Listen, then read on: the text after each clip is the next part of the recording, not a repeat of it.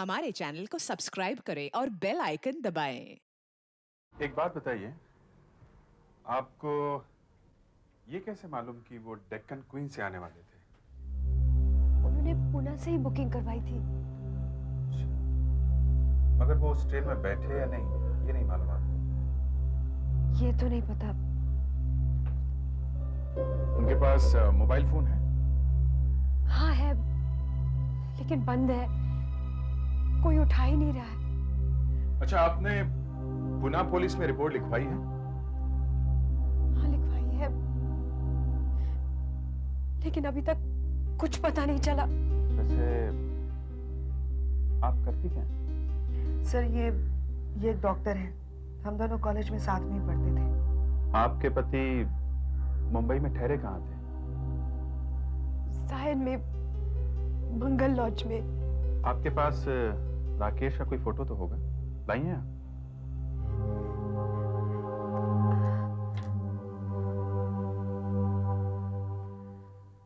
हाँ, ये साहब ठहरे थे हमारे पास।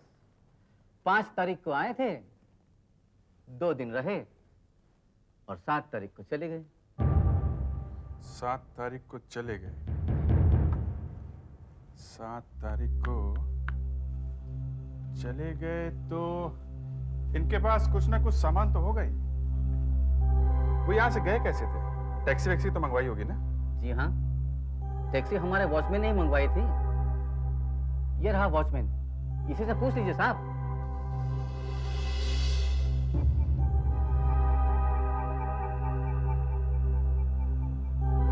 ये आदमी 7 तारीख को यहाँ से गया था, इसके लिए टैक्सी तुम्ही ने मंगाई थी ना? हाँ साहब, टैक्सी मैंने ही बुलाई थी। तुम उस टैक्सी ड्राइवर को पहचानते हो? हाँ सर, पहचानता हूँ ना। वो ड्राइवर अपनी टैक्सी हमेशा इसी लॉज के सामने तो लगाता है। वो क्या है कि भाड़ा अच्छा मिल जाता है ना साहब। कितने बजे आता है वो यहाँ? वैसे तो सुबह सुबह ही आता है, पर ये 2-3 दिन से दिखाई नहीं दिया। शायद बीमार हो गया होगा। उसके घर का पता मालूम? नहीं साहब, उसे घर का पता तो नहीं मालूम।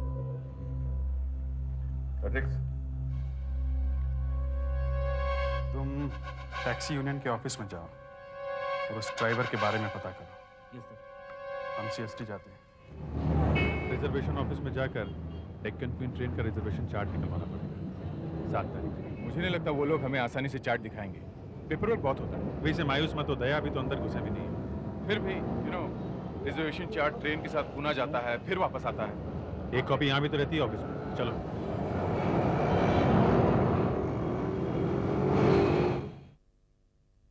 देखिए, वैसे तो हम अपने रिकॉर्ड किसी को दिखाते नहीं हैं। अब आप कह रहे हैं कि आप सीआईडी वाले हैं, तो दिखा देते हैं।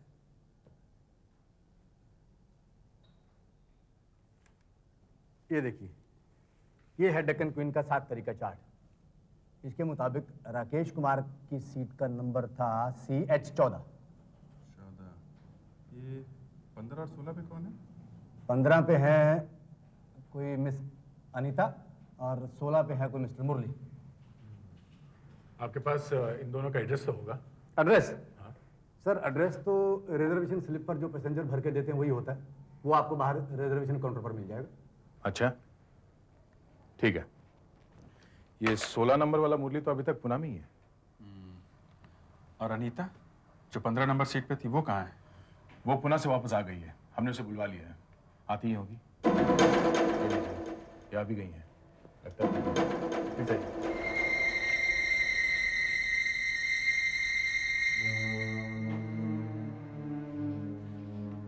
अनीता जी, प्लीज नहीं।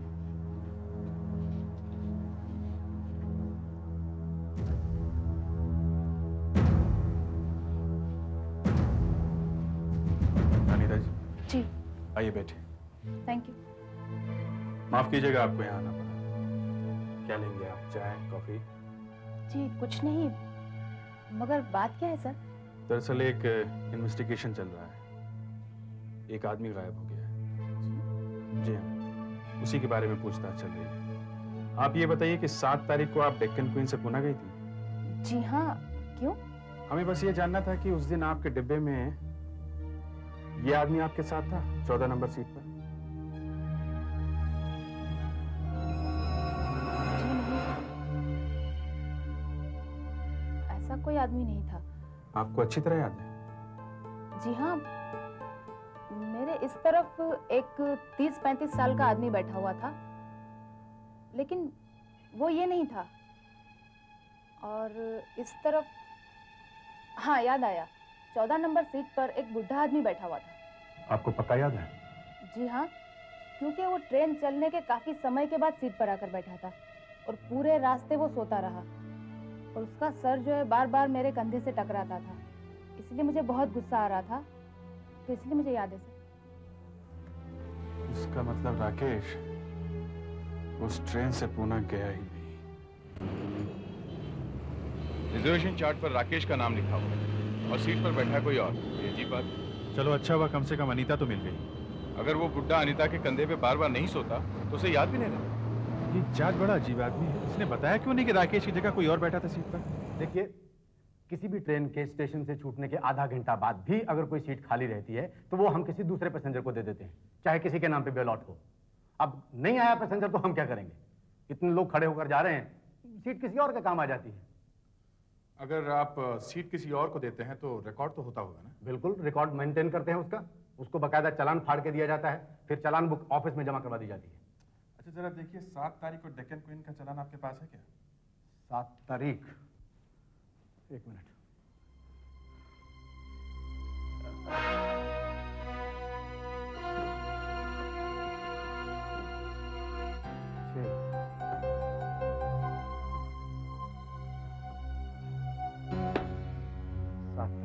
जी हाँ, ये है वो चालान बुक।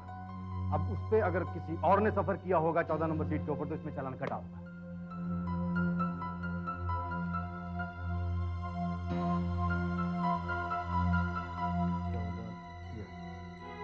ये 14 नंबर सीट का तो चालान कटा हुआ और इस पे सफर किया है किसी बद्री प्रसाद ने। राकेश इस ट्रेन से पुणे गया ही नहीं। पर लॉस से तो वो स्टेशन की तरफ ही निकला था और उसे यही ट्रेन पकड़नी थी। तो फिर बैठा क्यों नहीं इस ट्रेन में? लगता है लॉज और स्टेशन के रास्ते के बीच में कुछ हुआ है।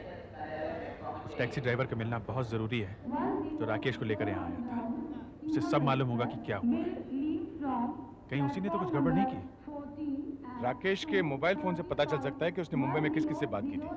सर, हमने मोबाइल कंपनी के कंप्यूटर से राकेश के मोबाइल नंबर की लिस्ट निकाल ली है। इसमें वो सारे नंबर्स हैं जिस पर राकेश ने फोन किए और जो फोन उसे आए। Very good. तो क्या पता चला? सर, राकेश ने कुछ फोन तो अपने घर में ही किए थे, पुणे में। अच्छा, और सर, राकेश ने मुंबई में 3 अलग-अलग नंबर्स पर फोन किए थे। 3? किसके नंबर है ये? किस किस को फोन किया? सर, ये तीनों नंबर राकेश के दोस्तों के हैं। मैंने उनसे पूछताछ भी कर ली है। उन सबका यही कहना है कि राकेश ने उनसे पैसे उधार मांगने के लिए फोन किया था। उधार मांगने के लिए? हाँ सर। कितने पैसे उधार मांगे थे राकेश ने? 10 लाख रुपए सर। 10 लाख? ये 10 लाख रुपए उसे क्यों चाहिए थे? सर, ये तो राकेश ने उन्हें नहीं बताया था, लेकिन वो सब एक बात कह रहे थे कि राकेश बहुत घबराया हुआ लग रहा था। उसकी आवाज बड़ी डरी हुई सी आ रही थी। फिर किसी ने उसे ये पैसे दिए? नहीं सर। हेलो? हाँ फेडरिक्स। अच्छा ठीक है, हम लोग पहुंचते हैं वहां पर। बस टैक्सी ड्राइवर का पता चल गया जिसकी गाड़ी में बैठकर राकेश स्टेशन गया था। 7 तारीख को इन साहब को तो अपनी टैक्सी में लेकर गया था? हाँ साहब, पर मैंने कुछ नहीं किया साहब। जो कुछ भी हुआ उसमें मेरी कोई गलती नहीं है साहब। क्या हुआ था उस दिन? जल्दी बता वरना पुलिस स्टेशन चलना पड़ेगा। जल्दी बता। हुआ यूं था साहब, मैं इन साहब को दादर स्टेशन ले जा रहा था कि अचानक इन्होंने कहा इस रास्ते से मत चलो, दूसरे रास्ते से चलो। दूसरे रास्ते से क्यों? पता नहीं मेम साहब, मैंने इनसे कहा भी कि ये छोटा रास्ता है, इससे जल्दी पहुंच जाएंगे, और ये अपनी बात पर अड़े रहे और बहुत घबराए हुए से लग रहे थे। बार बार पीछे मुड़कर देख रहे थे। पीछे मुड़कर? कोई पीछा कर रहा था क्या? ऐसा कुछ दिखा तो नहीं साहब, पर अचानक साहब। अचानक क्या? कि अचानक एक गाड़ी बड़ी तेजी से पीछे से आई और मेरी टैक्सी के आगे आकर खड़ी हो गई।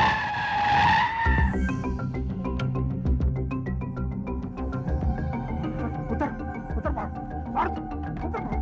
निकल बोला था ना मेरे से पंगा मत ले, बोला था ना।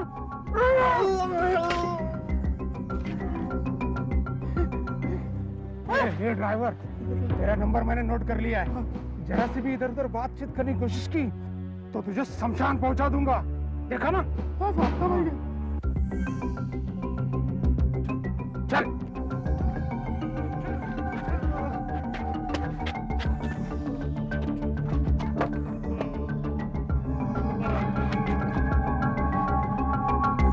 मैं जानता हूँ साहब, मुझे कुछ करना चाहिए था, पर मैं क्या करूं?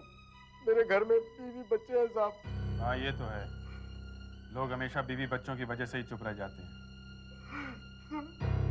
मुझे मालूम था साहब कि साहब की जान को खतरा है, फिर भी मैं पुलिस के पास नहीं गया क्योंकि साहब मैं बहुत डर गया था साहब। मैंने 3 दिन तक अपनी टैक्सी घर से बाहर नहीं निकाली थी साहब। अच्छा, वो आदमी दिखने में कैसा था? मतलब लंबा चौड़ा? नहीं, वो आपकी तरह लंबा चौड़ा नहीं था साहब, पर बातों में पूरा बदमाश था साहब। मुझे तो लगता था कि वो मुझे भी मार डालेगा, जैसे उसने उस साहब को मारा था। एक ही बार मारा था साहब। मुझे तो लगता है वो साहब जरूर मर गए होंगे। और कुछ याद है तुम्हें? साहब वो साहब, देखो डरने की जरूरत नहीं है। कुछ याद है? बार बार साइकिल की चेन वाला वो हाथ मेरी आंखों के सामने आ जाता है साहब। नंबर क्या था गाड़ी का? नंबर साहब, देखो मुझे मालूम है कि तुम्हें गाड़ी का नंबर याद होगा। क्या था नंबर? मैंने गाड़ी का नंबर देखा था साहब, मैंने गाड़ी का नंबर नोट किया था साहब। सर, बदमाशों की गाड़ी का नंबर नकली है। इसका मतलब राकेश को किसी ने पहले से ही किडनैप करने का प्लान बना रखा था। राकेश को अगवा अगर पैसे के लिए किया गया होता तो किडनैपर्स कोई ना कोई मांग जरूर करते, मगर ऐसा कोई फोन आया नहीं है। ये भी तो हो सकता है कि कोई राकेश को ब्लैकमेल कर रहा हो, क्योंकि वो 10 लाख रुपयों के लिए मारा मारा फिर रहा था।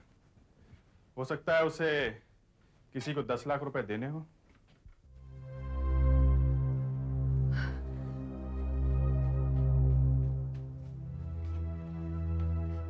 राकेश का कुछ पता चला? देखिए, हमारा अंदाजा है कि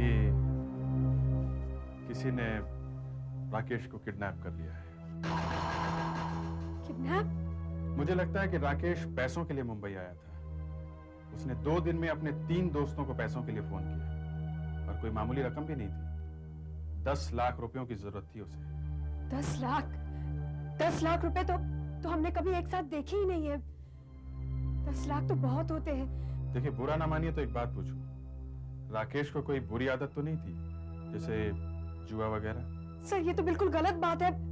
जो आदमी लापता है उसी पर आप शक कर रहे हैं। हम उन पर शक नहीं कर रहे हैं, हम ये जानने की कोशिश कर रहे हैं कि राकेश को 10 लाख रुपयों की जरूरत क्यों थी।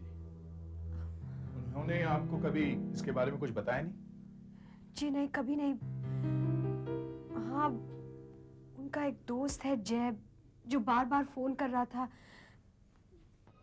राकेश उसका फोन नहीं ले रहा था। कहीं हो सकता है उन दोनों के बीच कोई लेन देन की बात हो। ये जय पूना में ही रहता है? हाँ। अगर आपको एतराज ना हो तो हम पूना जाकर जय से मिलना चाहते हैं। हो सकता है इस सब के पीछे उसी का कोई हाथ है। ठीक है, तुम और सुधाकर पूना चले जाओ और मुझे इन्फॉर्म करते रहना। फेडरिक्स, तुम सारी मोडस ऑपरेंडी की फाइल्स निकालो और चेक करो कि साइकिल की चेन इस्तेमाल करने वाले गुंडों की कोई इन्फॉर्मेशन है क्या। Yes sir.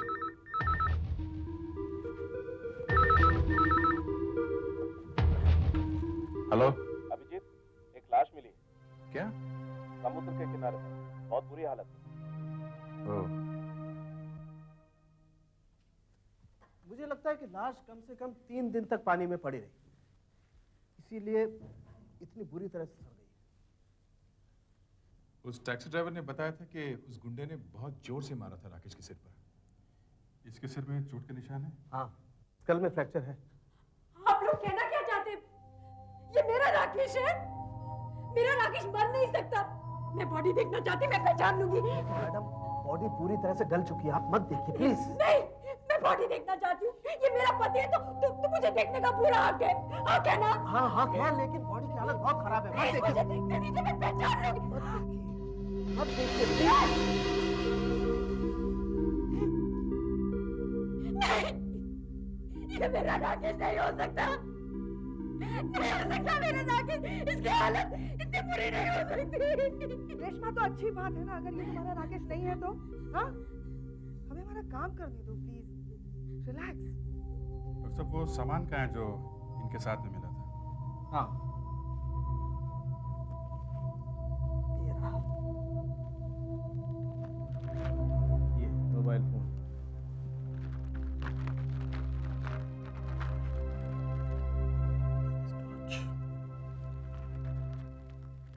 जरा ध्यान से देखिए, ये मोबाइल फोन और घड़ी राकेश की है क्या? प्लीज छूइए मत। हाँ, ये वैसी ही है जैसी राकेश के पास था। और ये चेन?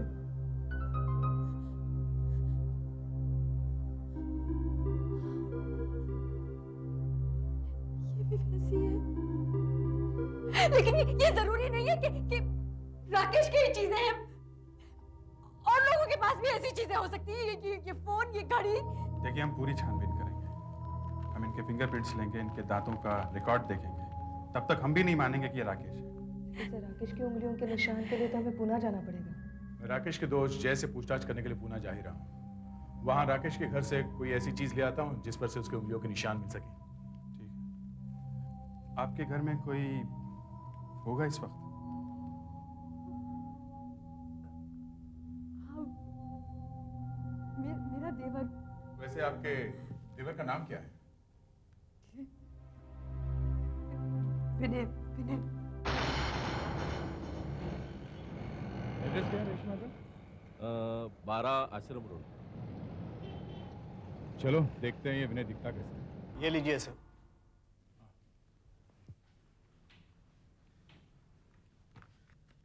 सर, उसने एक बार उसके एक दांत का रूट कैनल करवाया था। अच्छा। शायद तभी ये एक्सरे निकाला होगा। राकेश अक्सर इस्तेमाल करता हो ऐसी कोई चीज है घर में, जैसे ब्रीफकेस वगैरह? हमें राकेश की उंगलियों के निशान चाहिए। जी, ब्रीफकेस तो वो अपने साथ ले गए। कुछ और यहाँ पे तो सब चीजों पे हम सबके उंगलियों के निशान है। और क्या हो सकता है? हाँ हाँ सर, राकेश सोने से पहले कभी कभी पाइप पिया करता था। अगर आपको चाहिए तो मैं वो पाइप लाके दूं?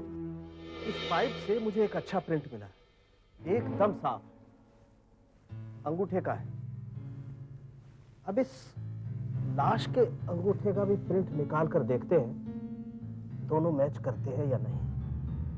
देखो घबराना नहीं, मैं तो लाश देखता ही रहता हूं। अब इसे कांच की प्लेट पे रख के इसका फोटो निकालते हैं।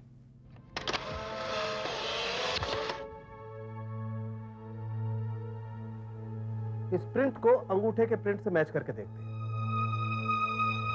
ये देखो अभिजीत, ये वो निशान है जो हमें पाइप पर से मिले। ये आइलैंड देख रहे हो? और ये वो निशान है जो अभी हमने लाश पर से लिए। इसका आइलैंड देखो, ये सेंटर पोर्शन देख रहे हो? और ये इसका सेंटर पोर्शन देखो। ये दोनों निशान एक ही आदमी के हैं, राकेश के।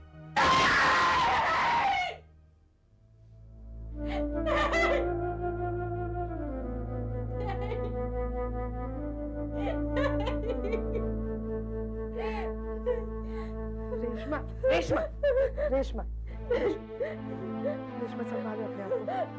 यहाँ बैठो रेशमा। रेशमा जी, हमें अफसोस है कि हम आपके पति को जिंदा तो नहीं ढूंढ सके, मगर हम उनके कातिलों को जल्द से जल्द ढूंढ निकालेंगे।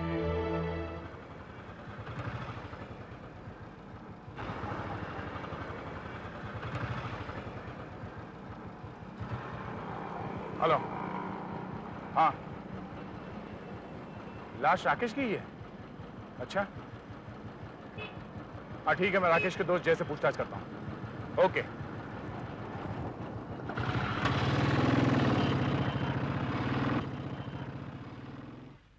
क्या राकेश मर गया?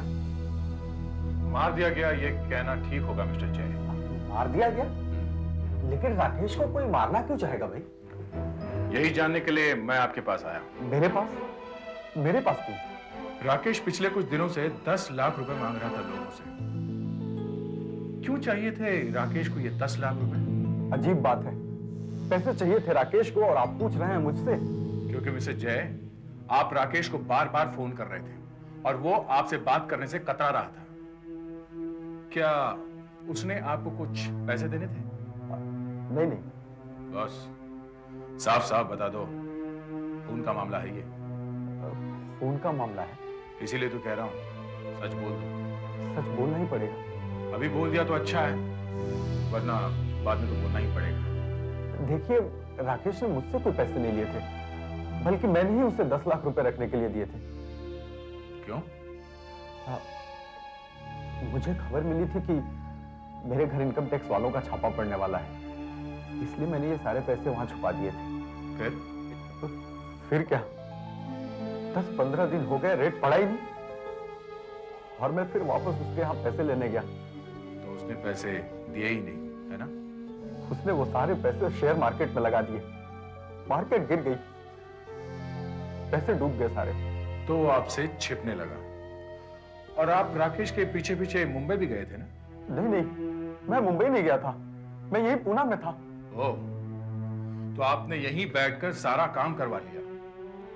पैसे निकलवाने के लिए आपने एक गुंडे को बुलाया, उसे पैसे दिए और उस गुंडे से राकेश को किडनैप करवाया। उस गुंडे ने राकेश के सिर पे इतने जोर से मारा कि वो बेचारा मर गया। ये झूठ है, ये झूठ है। ठीक है दया, तुम वहीं पूना में ही उस पर नजर रखो और पता करो कि जय की जान पहचान किन किन लोगों से है और उनसे जय के बारे में पूछताछ करो। अभिजीत, जब जब मैं इस लाश के अंदर झांकता हूं, तब तब एक नई ही बात पता चलती है। कमाल, जिंदा लोगों की तरह लाश भी रंग बदलती है। लेकिन मुझे तो ये वैसी की वैसी दिखाई दे रही। देखो, राकेश का खून 7 तारीख को हुआ था और इसकी लाश समुद्र के किनारे हमें 11 तारीख को मिली थी। ठीक है? ठीक है। लेकिन पोस्टमार्टम की रिपोर्ट के हिसाब से लाश 4 दिन तक पानी में थी ही नहीं। पानी में नहीं थी? तो इतनी ज्यादा गल कैसे गई? नहीं, गली तो पानी में ही है, मगर समुद्र के पानी में नहीं। फिर कौन से पानी में? सादे पानी। सादे पानी में? तो कहीं नदी या तालाब में तो नहीं पड़ी थी? नहीं, नदी या तालाब में तो नहीं, पर शायद पानी की टंकी में पड़ी हो या बाथटब में पड़ी हो। जहां तक मेरा अंदाजा है, लाश कम से कम 3 दिन तक सादे पानी में रखी गई, उसके बाद कहीं चौथे दिन समुद्र में फेंकी गई। मगर कोई लाश इतने दिन तक ऐसे अपने पास क्यों रखेगा? एक कारण हो सकता है, खूनी राकेश को जान से मारना नहीं चाहता होगा, लेकिन अचानक जब वो मर गया तो उसे समझ में नहीं आया कि लाश का क्या करे। 3 दिन के बाद मौका देकर उसने लाश समंदर में फेंक दी ताकि किसी को मिले नहीं। लेकिन 3 दिन तक उसने लाश पानी में ही क्यों रखी? उस साइकिल के चेन वाले गुंडे को ढूंढना होगा जिसने राकेश को मारा था। हाँ सर, शहर में 6 ऐसे गुंडे बदमाश हैं जो साइकिल चेन का इस्तेमाल हथियार की तरह करते हैं। इनमें से 5 का पता लग चुका है। उनके हाथों पर हमने साइकिल चेन बांधी है और चेहरे पर नकाब भी ढक दिया है। ठीक है, इससे इस टैक्सी ड्राइवर को खूनी पहचानने में मदद मिलेगी। सुनो, अंदर चलो और इनको पहचानो इनमें से कौन है। साहब, मुझे कुछ होगा तो नहीं? कुछ नहीं होगा, डरने की बात नहीं है। चलो साहब, बहुत डर लग रहा है। चलो साहब, सब देखो, ध्यान से देखो, इनमें से कौन है? ये था। नहीं साहब, ये लंबा है साहब। ठीक से याद है? जी मैडम। ये तो मोटा है। इसे देखो, ये था? नहीं मैडम, ये भी लंबा है। ये सीधा खड़ा रहे। साहब, ये भी नहीं था। एक बार फिर से देख। नहीं मैडम, ये भी लंबा है। इसे देख, ये था, ध्यान से। हाँ? हाँ ये हो सकता। तूने मारा राकेश को? नहीं साहब, मैंने कुछ नहीं किया साहब। झूठ बोलता है? नहीं साहब, मैंने कुछ नहीं किया। ये नहीं था साहब। क्यों? इसकी आवाज वैसी नहीं है साहब। इनमें से कोई भी नहीं था साहब। कहीं तुम किसी से डर के तो नहीं झूठ बोल रहे हो? झूठ नहीं साहब, मैं बिल्कुल सच कह रहा हूँ। इनमें से कोई भी नहीं था साहब। अच्छा सर, ये छठा बदमाश कौन है? सर बिल्लू करके एक बदमाश है, ये रहा। हमने इसे बहुत ढूंढा सर, पर पता नहीं कहीं गायब है। अटेम्प्टेड मर्डर, रॉबरी, असॉल्ट, इस आदमी के हाथ पैर बहुत चलते हैं। इसके घर चलते हैं। जी साहब, बिल्लू मेरा पति है। मैं तो तंग आ चुकी हूँ साहब। बिल्लू हर वक्त चोरी चकारी मारधाड़ में लगा रहता है। अभी कहाँ है वो? पता नहीं साहब, मुझे तो उसका पता तभी होता है जब वो जेल में होता है। अभी जेल में है? नहीं साहब, जेल से बाहर होता है तो उसका कोई ठिकाना नहीं होता है। आखिरी बार कब निकला था घर से? 4 दिन पहले। 4 दिन पहले? 7 तारीख को साहब। 7 तारीख को? 7 तारीख को ही राकेश का फोन हुआ था ना? सर? हाँ सर ये देखिए, पूना की टिकट। ये बिल्लू पूना गया था क्या? जी साहब, 2 तारीख को। तुम्हें उसने कुछ बताया कि क्यों जा रहा है? नहीं साहब। सर। हाँ सुधाकर, पैसे। तो बहुत सारे पैसे। तुम्हें पता था इसमें पैसे रखे हुए हैं? जी साहब, बिल्लू लाया था। पता नहीं कहाँ से पाप की कमाई ला के रखता है साहब, लेकिन मैं उसके पैसे छूती नहीं। मैं तो घर में खाना बनाने का काम करके अपना गुजारा चलाती हूँ। अच्छा ठीक है, लेकिन ये आए कहाँ से? पूना से। तुम्हें बिल्लू ने बताया था? जी साहब। हो सकता है जय ने ये पैसे बिल्लू को दिए हों। अगर ऐसा है तो इन नोटों पर बिल्लू और जय दोनों की उंगलियों के निशान जरूर मिलेंगे। नोटों के ऊपर से मुझे 2 अलग अलग उंगलियों के निशान मिले, ये और ये। एक तो शायद उसके होंगे जिसने पैसे दिए हैं, और दूसरे उसके होंगे जिसने पैसे लिए हैं। डॉक्टर साहब, एक निशान तो बिल्लू का होगा क्योंकि पैसे तो उसी ने लिए है ना। फेडेक्स, जरा बिल्लू की फाइल दो। ये देखो अभिजीत, पुलिस रिकॉर्ड में बिल्लू के जो फिंगरप्रिंट्स हैं वो इससे मैच करते हैं। ये फिंगरप्रिंट बिल्लू के ही हैं। इसका मतलब इसे ढूंढना होगा। ये पता लगाना होगा कि बिल्लू को पैसे दिए किसने। बिल्लू ने खून उसी के कहने पे किया होगा। इस बिल्लू को जल्दी से जल्दी ढूंढो और दया को पूना में फोन करो। उनसे कहो कि जय और उसके जितने भी यार दोस्त हैं उन सब की उंगली के निशान लेके यहाँ भेजें। उन्हें इससे मिलाना है। देखिए मैं एक इज्जतदार बिजनेसमैन हूं। मेरा स्टाफ क्या सोचेगा मेरे बारे में? आपको कोई हक नहीं बनता मेरे साथ इस तरह पेश आने का। मैं कौन सा जबरदस्ती कर रहा हूं आपके साथ? मैं आपसे सिर्फ इतना कह रहा हूं कि आप मुझे अपने फिंगरप्रिंट्स दे दीजिए, बस। मैं पहले अपने वकील से बात करना चाहता हूं। जरूर कीजिए, मगर इस वक्त शायद आपको वो भी यही सलाह देंगे कि आप अपने फिंगरप्रिंट्स दे दीजिए और सीआईडी की मदद कीजिए। अगर आप एक शरीफ आदमी हैं तो डर क्यों रहे? दे दीजिए फिंगरप्रिंट्स। डर कहाँ रहा हूं? चलिए हाथ आगे कीजिए।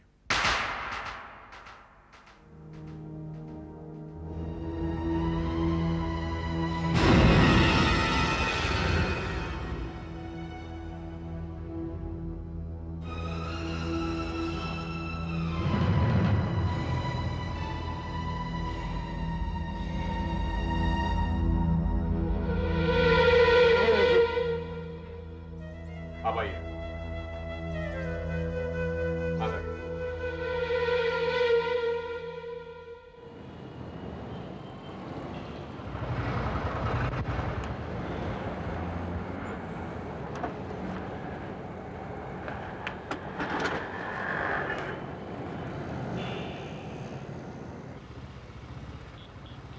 हे फॅक्स करायचं आहे.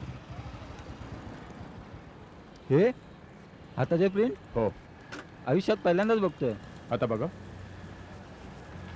कुठे करायचं आहे? CID मुंबई. CID? पुण्यात काही गडबड आहे का? पूना में दया ने इतनी मेहनत की, जय और उसके साथियों के फिंगरप्रिंट्स लिए, लेकिन कोई फायदा नहीं. क्यों डॉक्टर साहब? इसलिए अभिजीत के एक भी फिंगरप्रिंट इस अनजान फिंगरप्रिंट से मेल नहीं खाता है. मतलब नए सिरे से ढूंढना पड़ेगा कि पूना में बिल्लू को किसने पैसे दिए थे राकेश को मारने के लिए.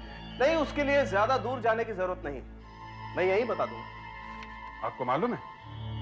तो दया से इतनी मेहनत कराने की क्या जरूरत है डॉक्टर साहब? अभिजीत, मुझे खुद को अभी अभी पता चला. सब कुछ मेरी आंखों के आगे रखा हुआ था, लेकिन मुझे दिखाई नहीं दे रहा था. बेवकूफ. आंखें संभाल के डॉक्टर साहब, वहाँ बाल बहुत कम है. हाँ ठीक है. Come here. देखो, हमें 2 तरह के फिंगरप्रिंट्स मिले थे, बराबर? बराबर है. एक तो ये बिल्लू का, और दूसरा ये एक अनजान आदमी का. राइट. अब इस अनजान आदमी के फिंगरप्रिंट्स को तो तुम भूल ही जाओ. इसकी बात करो, इस प्रिंट की. लेकिन सर, आप भी तो कह रहे थे कि ये प्रिंट बिल्लू का है. कह रहा था आशा, अब नहीं. क्या मतलब? मतलब ये अभिजीत कि ये फिंगरप्रिंट ये राकेश का है. राकेश का? हाँ, राकेश का. एक बात बोलिए सर, या राकेश या बिल्लू, एक निशान 2 आदमी के कैसे हो सकते हैं? हो सकते हैं नहीं सुधाकर, है. हाँ.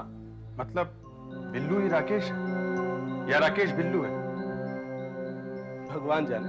भगवान जाने नहीं डॉक्टर साहब. पुलिस रिकॉर्ड में बिल्लू के उंगलियों के निशान हैं जो पुलिस स्टेशन में ही लिए गए, और आपने कहा ये निशान उससे मैच करते हैं. करेक्ट. मतलब ये बिल्लू हुआ ना? मगर अभिजीत, पूना में राकेश के घर से दया ने जो पाइप हमें भेजा था, उस पर जिन उंगलियों के निशान थे वो भी तो इससे मैच करते हैं. लेकिन सब पाइप वाले उंगलियों के निशान लाश की उंगलियों के निशान से भी तो मिलते हैं. हाँ, और आप ही ने तो फोटो खींची थी ना उसकी. हाँ, खींची थी. इसका मतलब है राकेश मर चुका है. हाँ? और बिल्लू भी मर चुका है. हाँ? ओह गॉड, व्हाट अ कंफ्यूजन. नहीं, कोई कंफ्यूजन नहीं. मैं बताता हूँ ये सब क्या है. जरा दया को फोन लगाता हूँ.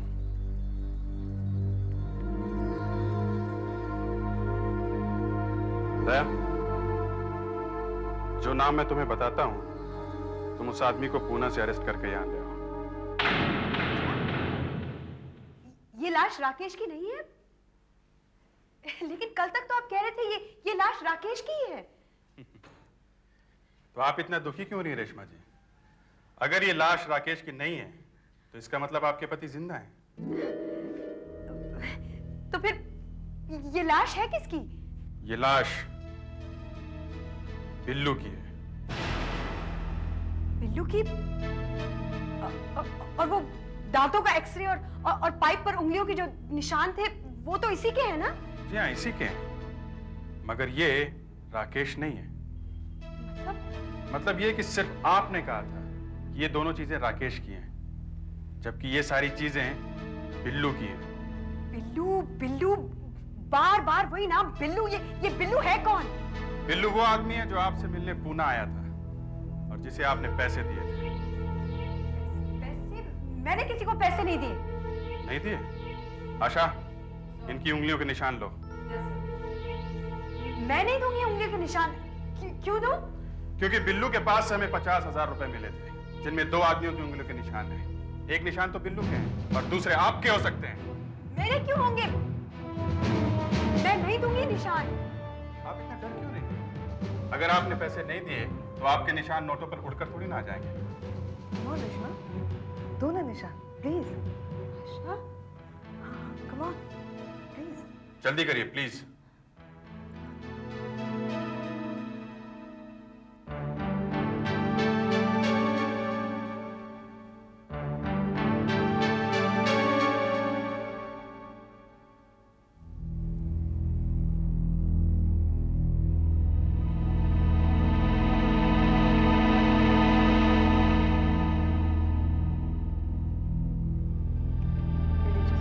सर, जरा देखिएगा.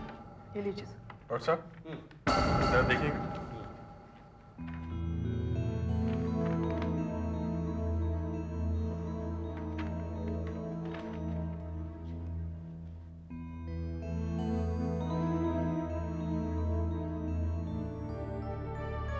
अभिजीत, नोटों पर इन्हीं की उंगलियों के निशान है। अब बताइए रेशमा जी, आप तो कह रही थी कि आपने पैसे नहीं दिए। राकेश ने जय को 10 लाख रुपए देने हैं, पैसे उसके पास है नहीं, क्या करें? अपने आप को मरवा लिया, इंश्योरेंस से पैसे मिल जाएंगे। क्यों रेशमा जी, ठीक कह रहा हूं ना? अब चुप रहने से कोई फायदा नहीं है। पूना में आपका देवर विनय गिरफ्तार हो चुका है।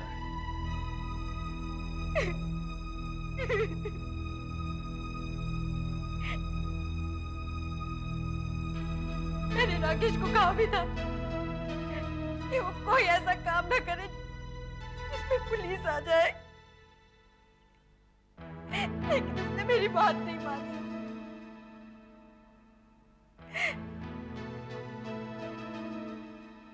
राकेश को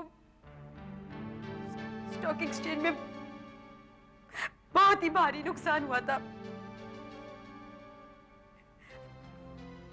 अगर हम अपना सब कुछ भी बेच डालते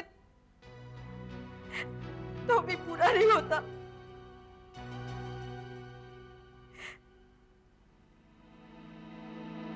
राकेश को डर था कि जय उसे जेल भिजवा देगा।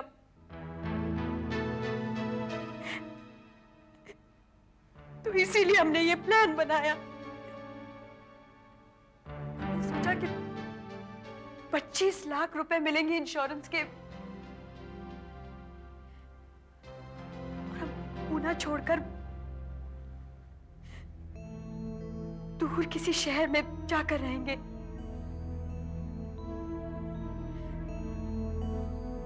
तो हमने बिल्लू को बुलाया और कहा कि वो किडनैपिंग करे।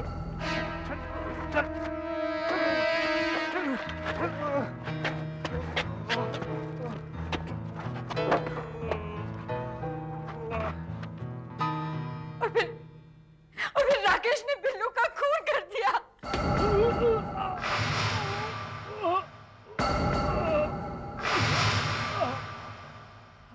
की लाश 3 दिन तक बाथटब में रखी।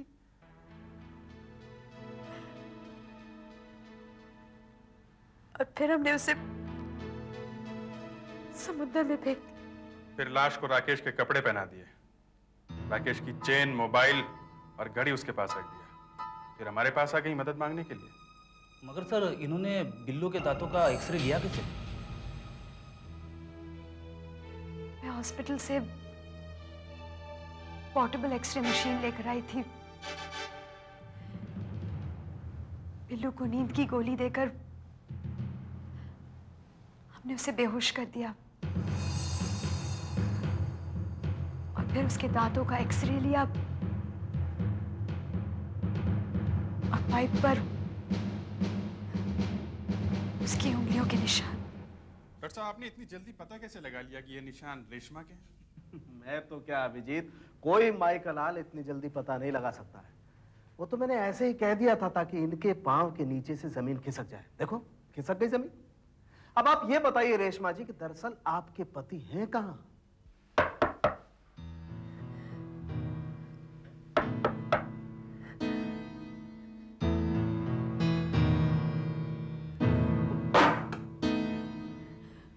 रेशमा, तुमने 2 बार नॉक किया, मैं समझ गया था कि तुम ही होगी। क्या हुआ? तुम इतनी घबराई हुई क्यों? बात क्या है? बात कुछ ठीक नहीं है। क्या हुआ? बात क्या है? नहीं नहीं, प्लीज छोड़ दीजिए। तुम्हारा प्लान अच्छा था राकेश, मगर कामयाब नहीं हुआ। तुम तीनों को बिल्लू के खून के जुर्म में गिरफ्तार किया जाता है। For more updates, subscribe to our channel, click the show links and enjoy watching the videos.